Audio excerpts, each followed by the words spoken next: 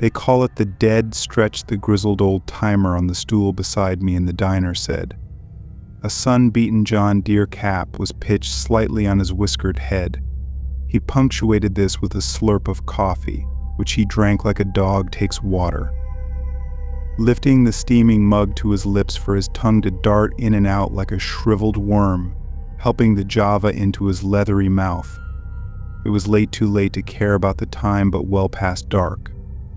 The diner's wrap-around windows framed a wide lot bathed in the black of night and a drift of snow. Illuminated only by the glow of the truck stop's neon light, the night owl, refueling your tankers and your coffee cups, and the headlights of long haulers pulling in and out. I thanked God for all-night truck stops. The coffee tasted like cat piss, and the eggs weren't much better.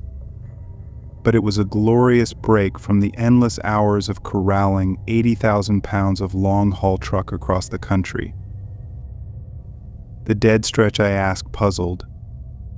I'd driven plenty of roads, most of them as empty and treacherous as my ex-wife, and they bore all manner of strange names taken from trucker colloquialism, but I had never heard of anything called the dead stretch. The old-timer, through a mouthful of eggs, said, "Cuts through the Ozarks like a good lawyer through a weak marriage. Empty road for 45, 50 miles. Just you, your hula girl, and those mean woods as far as the eye can see. But you keep aware, and you'll get through with no damn hitch." My usual route, a busy interstate that cut a fairly straight line across the state, was caught in a nasty blight of roadwork, detouring all would-be travelers elsewhere. I'd scoured my glovebox map for an alternative route that wouldn't cost me more than an hour. That's when I found a little vein of road snaking through the Ozark Mountains, a shortcut that would surprisingly save me time. I wasn't sure how I'd never noticed it on the map before. When I asked the fella sitting next to me at the diner if he'd ever done it, he cocked an eyebrow and told me its unofficial title. Why do they call it that, I questioned, avoiding using its nickname. I didn't like how it felt on my tongue, like the words were squirming insects scraping to get out. The dead stretch. Just one of those things. There's talk, sure always is talk about a place like this. You hear rumors, guys seeing something strange, hearing something strange. No other cars around, he's bound to see something just to make the time pass quicker. I guess. It took John Hattinger. He was a drunk and hit a patch of black ice one night. Jackknifed straight off the road, wrapped the nose of his bedbugger around a tree. They never found his body, say he just blew right through the windshield. I shuddered at the thought, not only of shooting my truck off flat ground and blasting through the windshield like a rocket ship, but of driving a lone stretch of mountains with only ugly Missouri woods for company. You'd do best to find another route, squirt. This time of year, frost, snow, and a hell of a dark breeds accidents. Like rabbits do more rabbits, the old-timer said with a smirk, his crooked smile filled with yellow mush. I had to get going. I could feel exhaustion's warm blanket settling over my shoulders, and if I didn't leave this stool, I was afraid my tired ass would melt right into it, gluing me in place. I hesitated, not sure how to ask, not sure how to admit to myself and him that his word of warning had gotten to me. "You know any other way through?" He grinned. "Sure do, Sonny." After the old-timer gave me directions, I stepped out into the chill and pulled out my cell, surprised to see it was only 10:30. My little girl was a night owl like me and would still be up, so I gave her a ring. There was no doubt my ex-wife would blame me for keeping her awake, but the sound of my 9-year-old daughter's voice was worth the cost of admission. "Daddy," her voice filled my ear. I felt the smile pinching at my ears. "Hey, weirdo," I said, and she giggled. "What are you still doing up?" "Just reading my book." "What book?" "Harry Potter," she said in a burst. "You learn anything at school today?" A bunch of nothing, she said. Well, that's why you get books, ain't it? Hey, those boys still giving you trouble. I could sense her hesitation on the line. Honey, you tell me if you're getting crap, and I'll come to class and whoop some ass. Just say the word, honey, I'm there. I'm okay, I swear. All right, I said, and then I heard the murmured voice of my ex interrogating my daughter on who she was talking to. She said, Daddy, which brought my ex-wife no great pleasure. Honey, you there? She needs to go to bed. Carl, my ex-wife's derisive tone was not one of the things I missed about our marriage. 5 more minutes. No, I'll tell her you said goodnight. There was a click as the line went dead. I cursed and kicked snow. I should have pressed harder, should have done more. After all that's happened, I wish I'd just gotten to say goodbye to my little girl. 20 minutes later, I was on the road, a 6-lane highway, with sparse traffic rolling by beneath my feet, the great beast of my truck humming gently as it carried me up the safer road the old-timer had recommended. I was making decent time, and was ultimately glad I'd heeded his advice and avoided the dead stretch. I was behind an hour or two, but I always valued my safety over time. Speeding was never worth sparing some change on your clock. I felt good tired, but good. Then I saw the flares. Little beads of light burning through the haze of snow spiraling down out of the black heavens. As I drew closer, I saw the extent of the damage. The flares drew a crude outline around an ancient pine tree laid across the road. This massive obstruction blocked all 6 lanes of traffic, a snarl of roots dangling from one end, a spread of pine branches from the other. There was a state trooper in his cruiser directing people to turn back, and when I asked, he told me the road crews wouldn't be able to clear it out until morning. I was screwed. Late, tired, and screwed. And there I sat, cursing God's name as I flipped ass back the way I'd come from, back toward the road that would take me up the dead stretch. The dead stretch was a narrow strip of 2-lane blacktop slick with ice, which carved a path through the rocky, wooded Ozark Mountains. It rose at a steep incline, carrying me up into the mountains and toward my destination. I eased back on the gas, remembering the old-timer story about that guy who wrapped his truck around a tree and drove with both hands firmly on the wheel. There was no other traffic. I was totally alone. And then I wasn't. I saw the first shape about 12 miles up the road. I'm not sure of altitudes, but I was high up.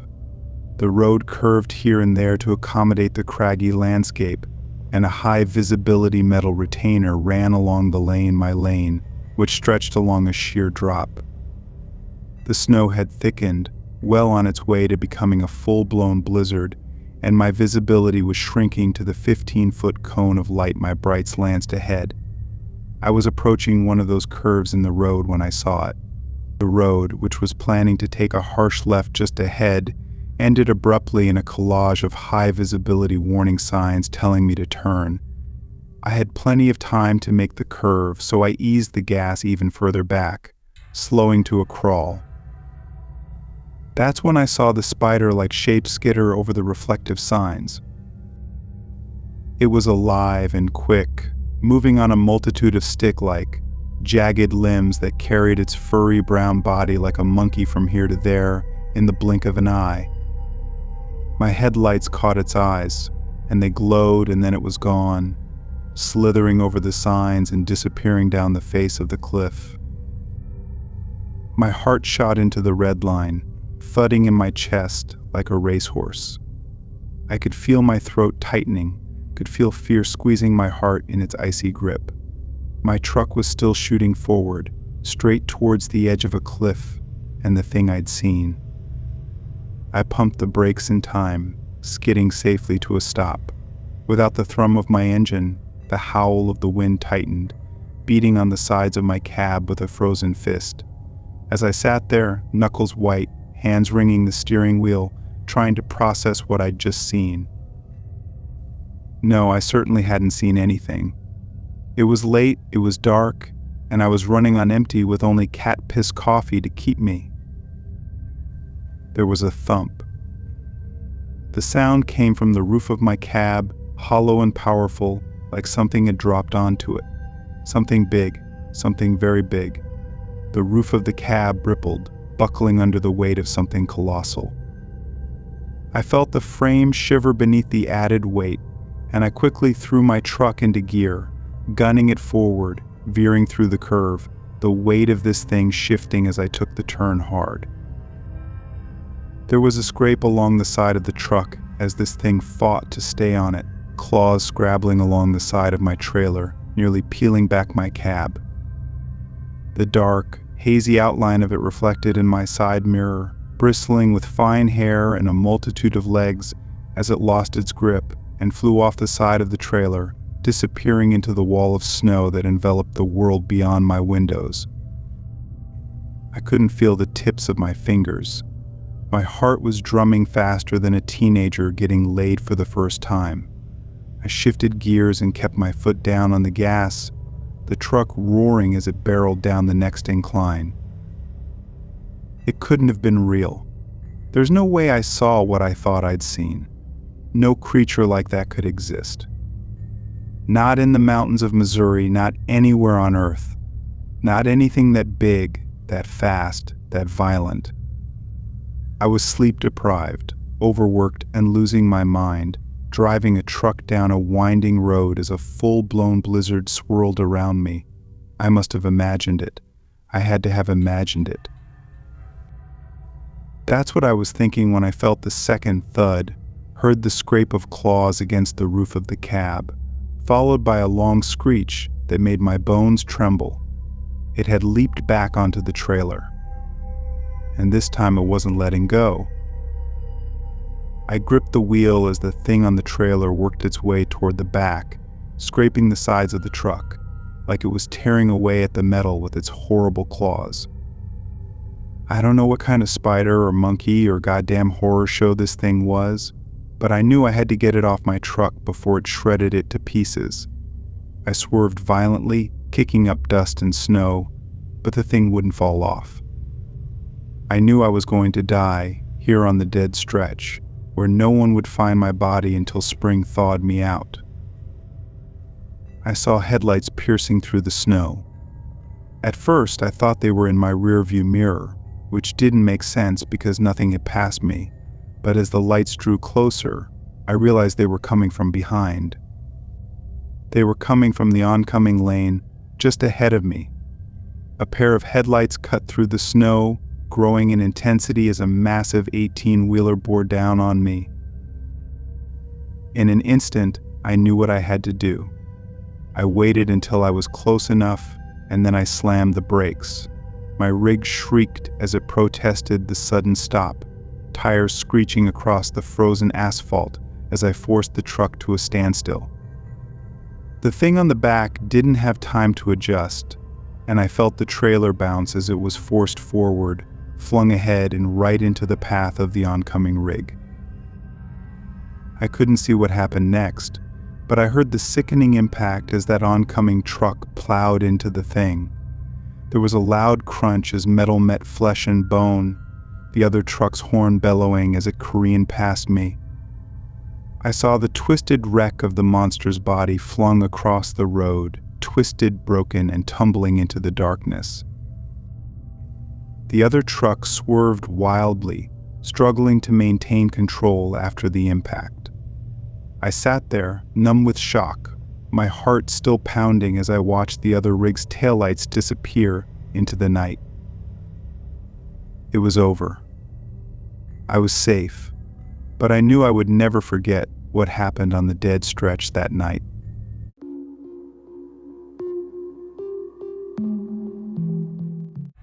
About 6 years ago, I was with my friend Tom at my parents' cabin. We decided to head off to a casino located in an Ojibwe reserve about 40 minutes away. The entire stretch of highway between is heavily forested and has no lights, meaning it can get incredibly dark. We got there, played some poker, tried a few table games, and even grabbed some dinner with our winnings. It was a pretty successful night overall. We ended up leaving the casino around 1 a.m., a little later than I would have liked given the lack of streetlights. We drove for about 20 minutes on the highway without passing any other vehicles when I noticed two green orbs just off the highway before a hill. Realizing it was a deer, I slammed on the brakes and waited for several deer to cross, then resumed driving. As soon as we made the crest of the hill, Tom screamed, "Holy shit!" Right in front of us was a young woman walking in the middle of our lane towards us, no more than maybe 30 feet away. I slammed on the brakes again, coming within 10 feet of her. Thankfully, slowing down earlier and climbing the hill meant we weren't going as fast. What was going through my mind wasn't that I nearly ran someone over, but that this young woman with pitch black hair was wearing a white nightgown with no shoes and was still walking towards us with a blank, expressionless face. I'm not going to lie, that image frightened me because it looked like something straight out of a horror movie. Tom and I waited to see if she was going to come up to our window and maybe ask for help or something. She made it to the front of my car, then went around the driver's side, raising her hand and dragging it across the side of my car while continuing her walk. At this point, Tom and I were both pretty freaked out. I asked Tom what we should do. He said we should just get out of there, but for whatever reason, I didn't feel right about leaving and not asking if she was all right. I looked in the rearview mirror and saw that she was still walking. Having almost hit her and knowing that something just wasn't right, I decided to do something. I told Tom I was going to ask if she was okay, but he pleaded that we just go. I put on some bravery and told him not to worry, that I would be right back. I put on my hazard lights and stepped out of my car. I left my door open to provide some light and walked around to the trunk of my car. The interior lights didn't do much, but they allowed me to see an outline of her slightly down the hill. Only able to see her every other second, I half yelled, "Hey, are you all right?" She finally stopped walking but faced the other way, with no response. I then heard Tom's door open as he was getting out to join me. Suddenly she started screaming. Tom and I both ran back into my car, and I just floored it.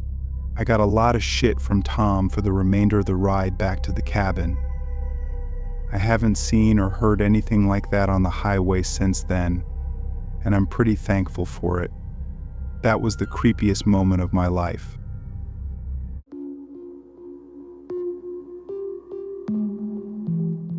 I used to be an OTR truck driver driving with another guy. This job only lasted a year, but within that year, I had some strange encounters on the road. Despite some of the weird people, there was one guy that creeped me out more than anyone else. He's one of the main reasons I stopped driving in the first place. The interaction happened at night.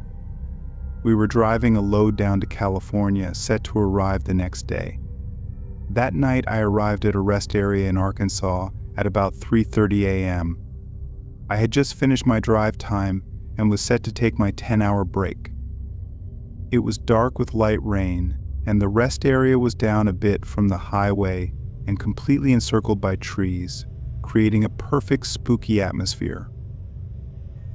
I clocked out for the night, did a quick scan around, and hopped out and locked the truck. The rest area was pretty quiet, with a few sparse cars in the parking lot and a couple of semis that decided to sleep there for the night. There were benches around with some canopies over them to shield them from the rain. As I was walking to the restroom, I saw a man in the dark, smoking a cigarette and sitting on one of the benches. Walking past him raised my anxiety a bit, but not enough to set off an alarm. I handled my business, washed my hands, and then headed back to the truck. The man was still seated in his original spot, but his body language told me he was now watching me. His face was shrouded in a shadow due to the overhead light, but his whole body turned as I walked past. Getting slightly paranoid, I picked up my pace back to the truck, finally hopped inside and quickly locked the door. Figuring the worst of my anxiety was over, I turned the radio back on to finish one of the comedy shows I was listening to and started eating some beef jerky. As I raised the jerky to my mouth, my peripheral vision sensed some movement. I looked up at the benches, but the man was no longer sitting there. He was now perched underneath the light post about 10 feet from my truck. My anxiety flooded back, and I sensed something was off. Something about his posture bothered me, like I could sense he didn't have good intentions. I shut the radio off and stared back. This guy didn't move at all. The shadows covered most of his face, but I could tell he was staring at me. The stare down felt like it lasted for 10 minutes straight. He didn't even lift his arm to take a drag from his cigarette that was still lit. Feeling like the situation was too strange, I called my co-driver, who was sleeping in the cab. "Hey man, I finished my shift, but there's this dude staring at me from outside the truck," I said. He peeked through the cab curtain and said, "What dude?" I looked back and the guy was gone. I freaked out, scanning all over, and when I looked in the driver's side mirror, I saw him walking slowly towards the back of the truck with a cigarette in his mouth. "He's walking around the truck," I said. My co-driver finally saw him in the passenger side mirror. The guy stopped right by the door and started peering into the lower window of the passenger door. Freaked out, I yelled, "What do you want, asshole?" Which made the man leap back and step on his tiptoes to try and peer into the higher window. He could see me looking at him now. He had to be in his 50s, a very skinny man with bright blue, bugged-out eyes, and a deranged look on his face. My co-driver said, "Can we help you?" Upon hearing there were two of us in the truck, the man abruptly straightened up and walked off, leaving both of us confused. We noticed that every time a new vehicle arrived, he would walk to the nearest light post and stand there. We sat for about 30 minutes, debating whether we should call the police since this guy didn't technically do anything besides act like a creep. When we finally decided to call, we watched the man check his phone, shake his hands in frustration, sprint back to one of the cars in the parking lot, and peel off into the night. What confuses me the most is what his intentions were. If it came down to an altercation, I was quite bigger than he was, so he'd only have the upper hand if he had a weapon. If he planned to steal the truck, we have logs and GPS coordinates on our truck at all times. Our systems alert our fleet manager if we're driving off when we have no time on our clocks. Plus, what was he doing out at 3:30 a.m. in a shady rest area? My best theory is that rest areas aren't watched very often by police, and this one happened to be out of view due to the tree coverage between the rest area and the highway. This guy seemed to have picked this spot for that particular reason. As for what plans he had: abduction, theft, violence, it's not clear.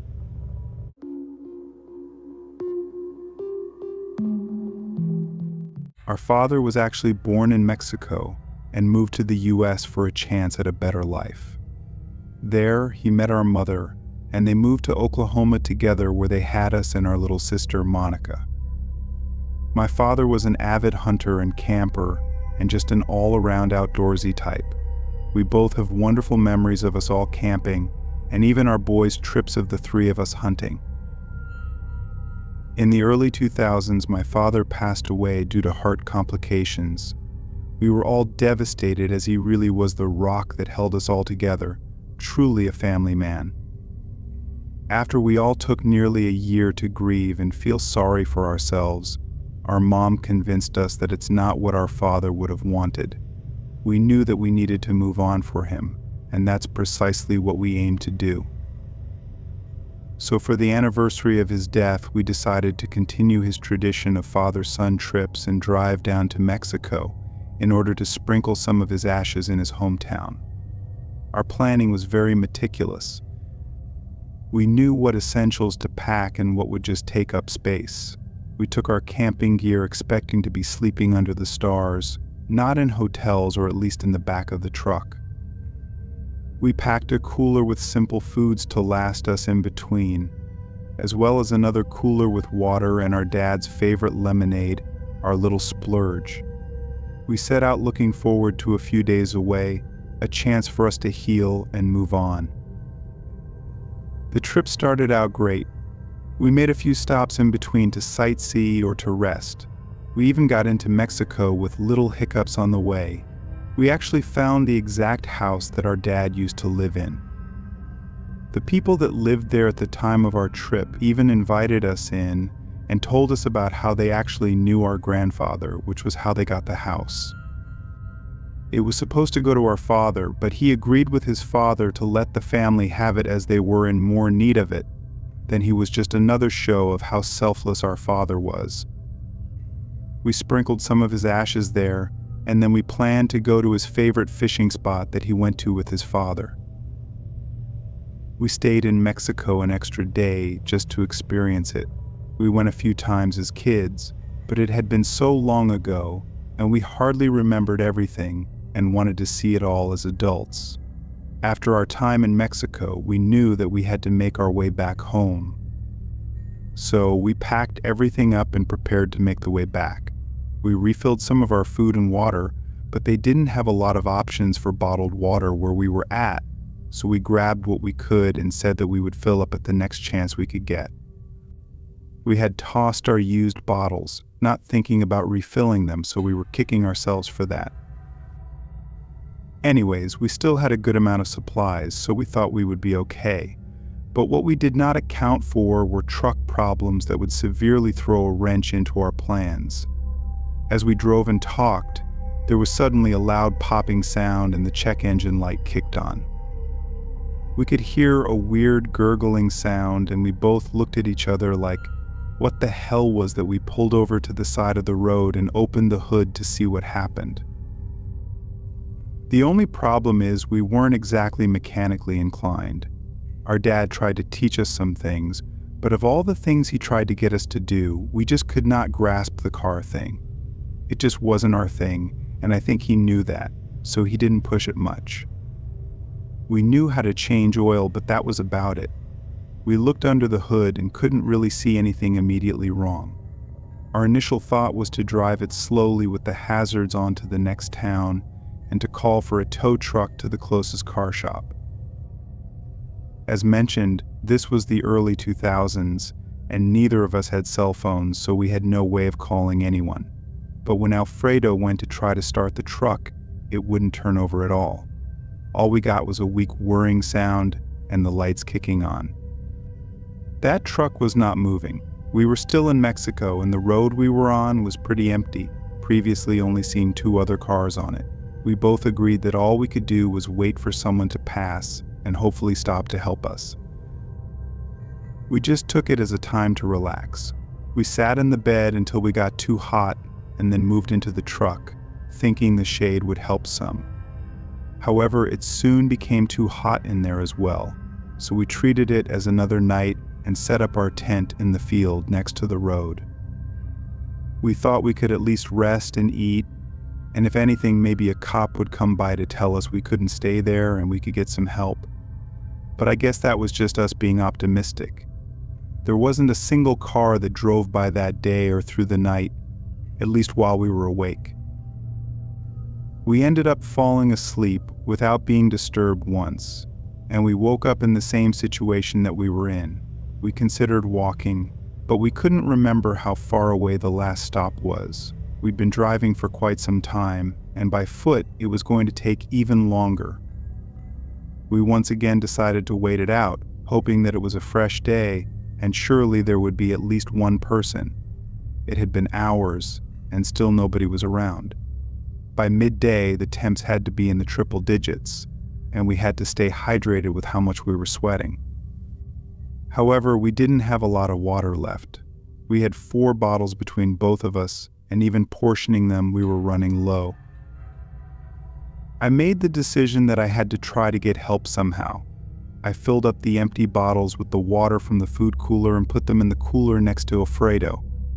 I told him I was going to get help, and he didn't really respond. I was worried that I was running out of time. I started walking in the direction that we had come from, and I was only an hour in, according to my watch, and I was already starting to regret it. I was feeling weak and dizzy, and my water was almost gone. I was scared and angry.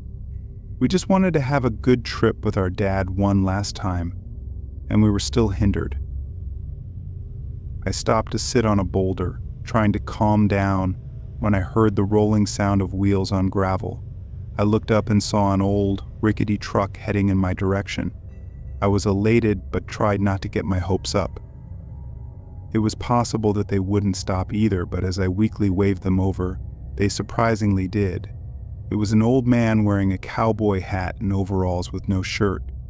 He asked if I was all right, and I flatly told him no. I explained what happened, and he told me to hop in the back, and I didn't hesitate. He drove back to where Alfredo was, and I was just thankful for the man and the breeze as he drove. Once we were there, he told me to get my brother in the truck, and he looked at ours. Alfredo was hardly coherent at that point, and he was extremely hot to the touch. The man confirmed that he had a feeling that he knew what was wrong with it, but that it wasn't going to be a quick fix, so he agreed to take us into town. I quickly threw our camping gear into the back of the truck, not giving a damn about the stuff at that point. I just wanted my brother to be okay.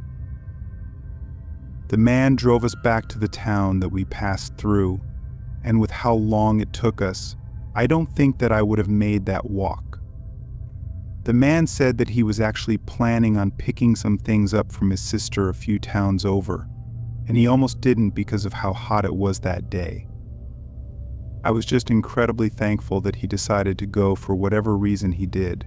Once there, I got Alfredo to a clinic who confirmed that he was severely dehydrated. We got fluids and electrolytes in him, and he was back to normal for the most part, other than a migraine and being tired. We stayed there a few more days until we could get our truck towed and fixed at least enough to just get us home. I couldn't thank that man enough for being so generous to us, and I even offered to pay him, but he refused. Thankfully, we were able to get home after that with little problems, and we made sure to have a full pack of water. Even if it was hot, it was better than no water. Looking back, the trip was still enjoyable. I was happy that we were able to get to Mexico with no issues to give our dad a proper send-off, and I feel as though that since he was with us, he was looking out for us that day too. I will be forever grateful for the man that stopped.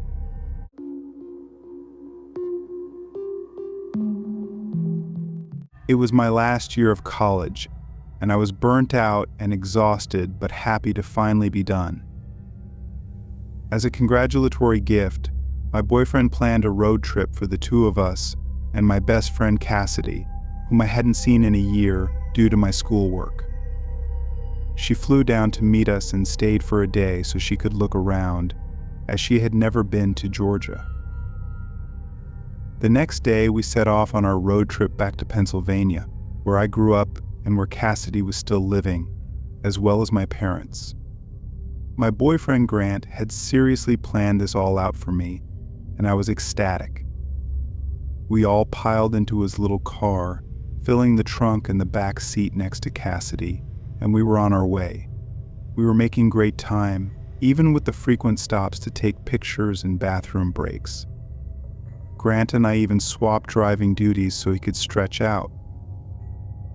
We stopped at a nice little diner in South Carolina. Cassidy convinced us to stop at an antique store in North Carolina, and ultimately I was glad that we did.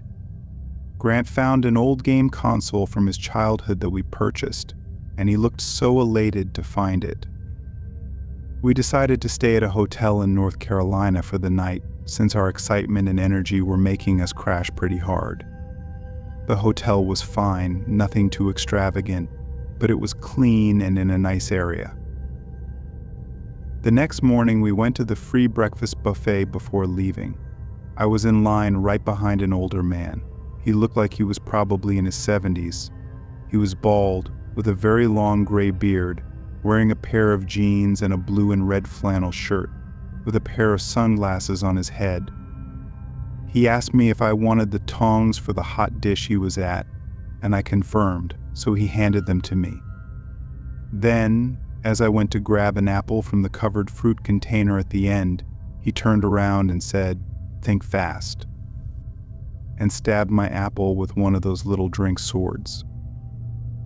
They had a container of them at the end to help pick up the waffles, I guess. When he did that, he had this big grin on his face. I was taken aback and just smiled awkwardly, not really sure how to react. He walked away chuckling to himself, and I grabbed another apple, this time successfully without any interruptions. I sat down with Grant and Cassidy and told them what had happened. Cassidy said she thought she saw the man when we came down, but Grant did not. I explained what happened, but when I went to point him out, he was already gone. It wasn't a big deal, though. I figured he just took his food back to his room. We got back on the road after filling our stomachs, ready for another great day. However, we did not fill up our tanks, so after a few hours we had to stop for gas. Grant said he needed to use the restroom, so I agreed to fill up while they went in and got us drinks. I finished fueling, and after we stretched, Cassidy and I got back in the car and waited for Grant to come out, which he did shortly after. Grant then told us the guy working behind the counter had told him about a small museum about the state that wasn't too far away from where we were, and asked if we wanted to go. I love learning about new places, especially ones I've never been to, so I was up for it. We got to the museum and had a good time. There was nothing wrong with it, and we got a souvenir, but nothing too crazy happened. It wasn't until later that night that things started to get weird. I have to give a bit of a rundown of what happened so far on the trip, so the rest of this will make sense. We took the day a bit slower since we were still on time, and by the time we were in Virginia, it was pretty dark out. I was driving and getting tired, but we were planning on stopping at the next exit that had hotels. When I started to get tired, I hyper-focus on my surroundings. I don't know if it's a way to prevent me from falling asleep or what, but it's what I do, and it's definitely helped. But as we drove and our chatter slowly died down, I focused on the surroundings outside. We were passing through a section of highway that was pretty empty. The road was pretty flat, and there were fields on both sides, some kind of farm it seemed. I saw a sign for the exit coming soon, so I started to slow down, preparing to get over, not wanting to miss my exit. As I started to slow down, I could see a dark figure in the distance to the right of us. As we got closer, I was able to make out the shape of a person. There was a person standing on the side of the highway in the middle of the night. But the only thing was, there wasn't a car in sight. There wasn't a one on the side of the road, so seeing this guy completely alone was bizarre, and I started to slow down even more. No, I'm not the type to pick up a hitchhiker, especially in the middle of nowhere, but I was curious if he was okay and what exactly he was doing there. Grant was still awake at this point with me, so we were both looking at this guy. As we got closer, our speed was nearly at a crawl until we were a few feet from him. Grant then suddenly said, "What the hell," but I didn't know why. I just kept driving. That wasn't until we got in front of him. I was at a loss for words. The man standing there was the same guy from the hotel in North Carolina, the man that had stabbed at my apple. At least it looked identical to him. He had on the jeans and flannel shirt, was bald, had a long gray beard, and his sunglasses were even sitting on his head still. He was holding what looked like some kind of rake. I was at nearly a crawl trying to look at this guy. Grant was really focused on him too, considering he was on his side and could see him even better than I could. I mentioned that he looked like the guy from the hotel, and Grant quickly said, "Drive, don't stop, just drive." The way he said it scared the hell out of me, so I gunned it to the exit and got off the highway. We stopped at some hotel, and I asked him what the hell that was about, trying to see if maybe he saw something I didn't. He asked me again about the guy from the hotel, and I described him, explaining how he looked just like him. The color from his face drained, and he told me that's exactly what the guy looked like at the gas station that we stopped at. I tried to be reasonable. He definitely looked just like the man from the hotel that Grant did not see, but I also didn't see the attendant at the gas station. Grant had no reason to lie about his description. In fact, he seemed more disturbed by the man on the side of the road than I did, so I can't see him doing all that just to freak me out.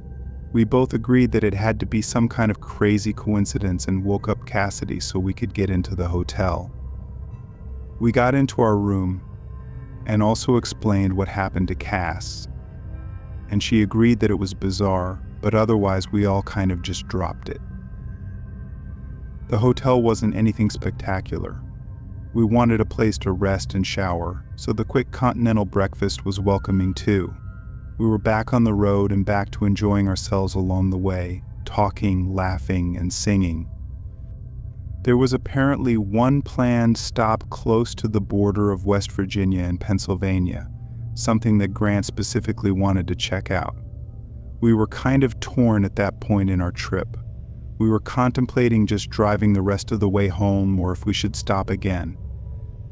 It would be earlier, so we would have the day to do whatever we wanted.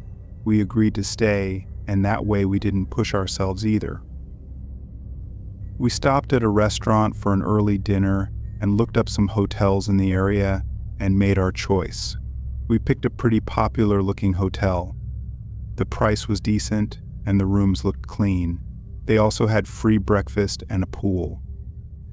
We tried to keep it cheap, but we also wanted to be able to enjoy ourselves.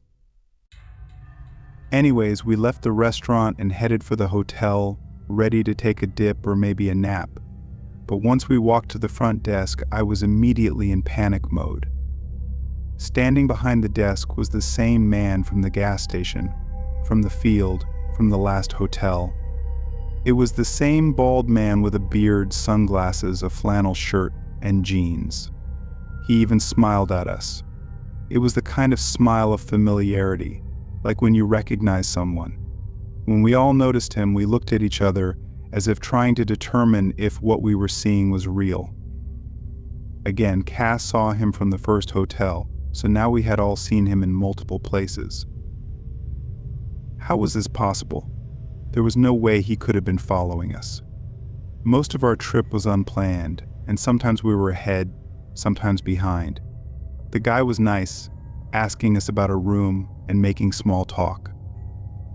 He asked where we were coming from and where we were going, and I couldn't speak. Grant said we were from Georgia, but just said that we didn't have a destination yet. I could tell that Grant was suspicious too.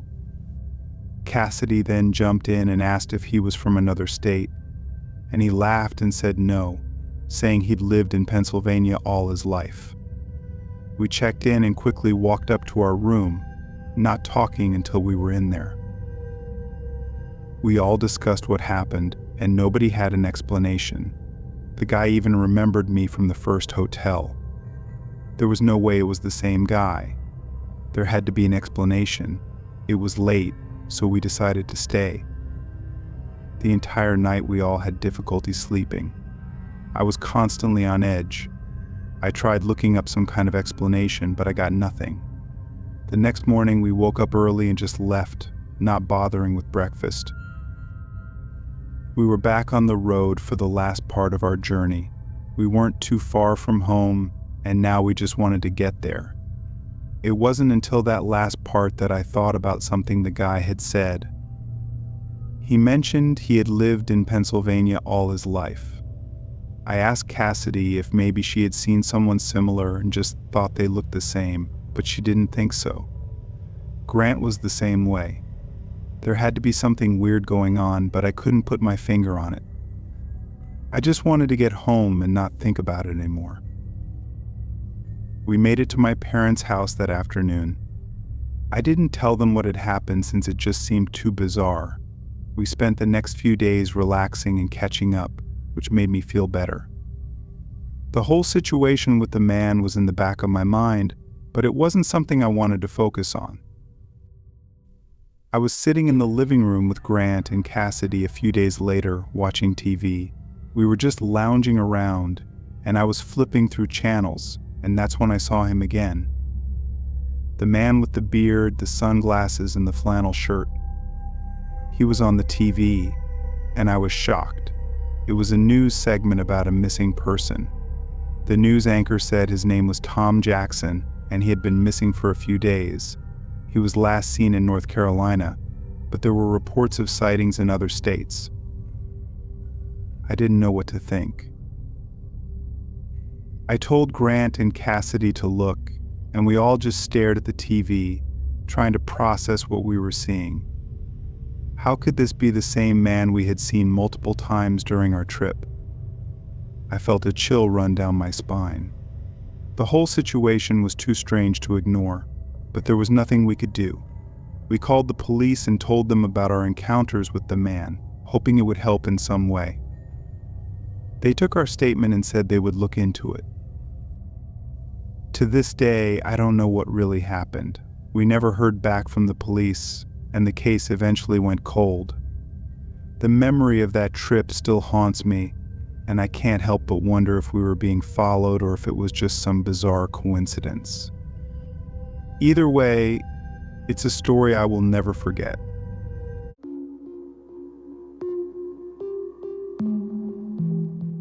Two summers ago, on my way home from an out-of-town day trip for my son's birthday party, we went to a water park and decided to have dinner in this really small town.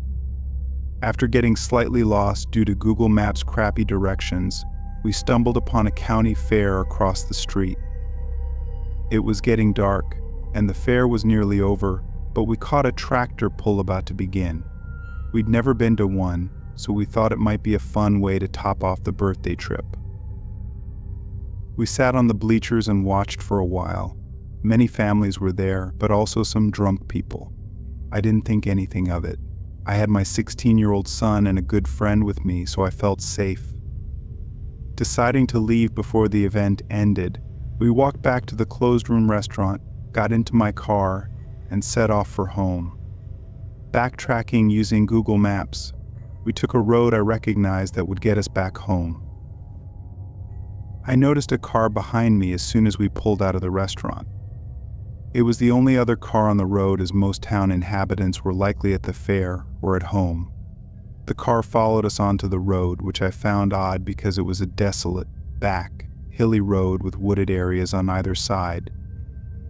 I thought maybe they were from out of town too, and were using the same cut across to get to the interstate as it was summer, and many people road trip. I still felt uneasy but decided to just get off this podunk road and onto the interstate as soon as possible. Driving on this hilly back road, it was fully dark outside, and I kept it easy for fear of a deer running out in front of us. The car stayed right behind me. I slowed way down, hoping he would pass me for going too slow. Instead, he drove right up on my tail, tailgating me. I could see that it was only one person in the car, and the windows were tinted. I dared to speed up, wanting to get on a main road or interstate as soon as I could. He stayed right behind me, going as fast or slow as I was, not bothering to get off my bumper. I knew we were being harassed now. I was scared. I had my son in the back seat on his birthday. It was unfair, and I kicked myself for going to the tractor pull. Of course, I could not have predicted this craziness. After what seemed like ages, we got onto the interstate. I hoped it was just some local jerk who wanted to scare some city folks, but I somehow knew it was not that simple.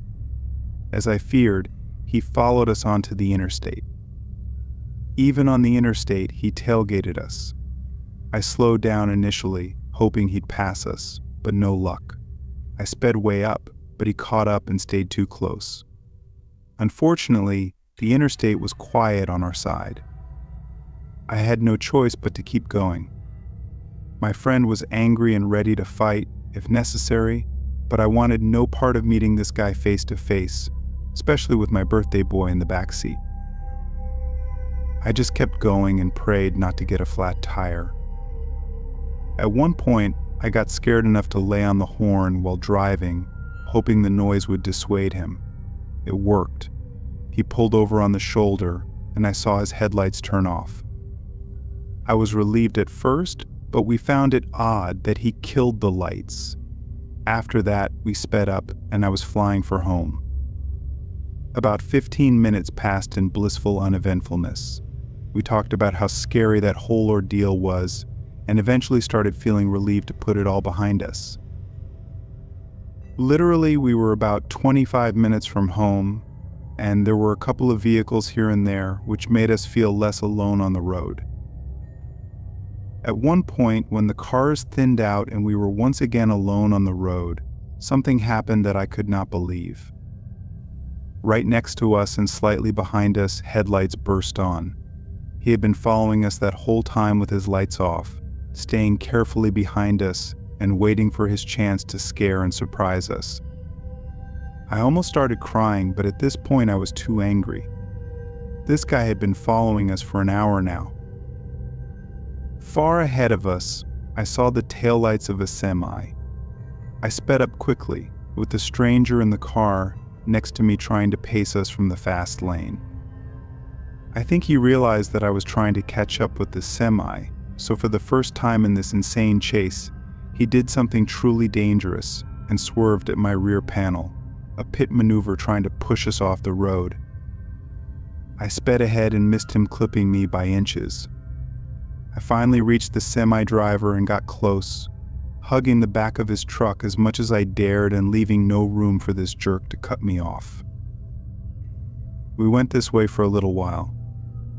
Finally, and I truly believe this, the semi-driver knew something was wrong because after so long of seeing this crazy driver swerving at me and trying to get in front of me, as I would not let him over, the semi-driver did something I will forever appreciate him for.